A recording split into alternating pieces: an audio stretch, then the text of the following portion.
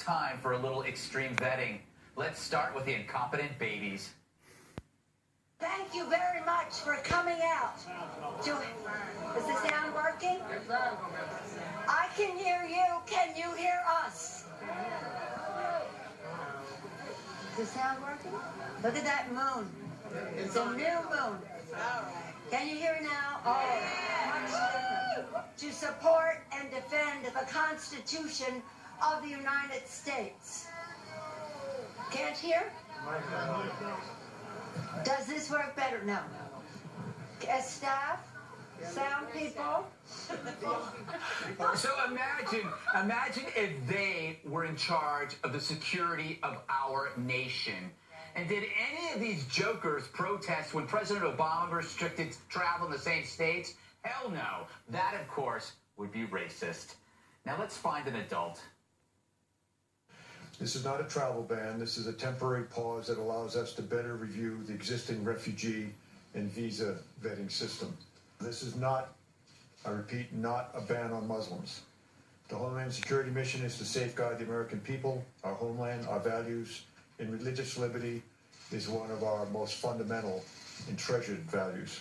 By preventing terrorists from entering our country, we can stop terror attacks from striking the homeland. And I have directed departmental leadership to implement the President's executive orders professionally, humanely, and in accordance with the law. Sounds refreshing, doesn't it? Kind of like a grown-up. One more time, the babies. Shall we sing This Land Is Your Land again until they get the sound working? This land is your land, this land is my land, from California to the New York Island, from the redwood forest to the Gulf Stream waters. This land was made for you and me. I hate that song. Really? I do. Now, back to the adult. We cannot gamble with American lives. I will not gamble with American lives. So you see what a difference this makes. Children versus adults. So enough of this mass hysteria. Here are the facts. Syria, Iraq, Libya, Yemen, Sudan, Somalia, Iran, with the exception of Iran, none have functioning central governments. How is a moratorium to boost vetting on failed states a Muslim ban? It makes no sense. Especially since Turkey, Indonesia, Malaysia, Morocco, Algeria, Saudi Arabia, Tunisia, Chad, Qatar, Lebanon are Islamic countries, and they aren't on the list. That's a Muslim ban? No. And why are other Muslim countries taking in fellow Muslims? Is that a Muslim ban? Seems like it is. And if you compare the vetting to banning Jews during the Nazi period, then who are the Nazis now?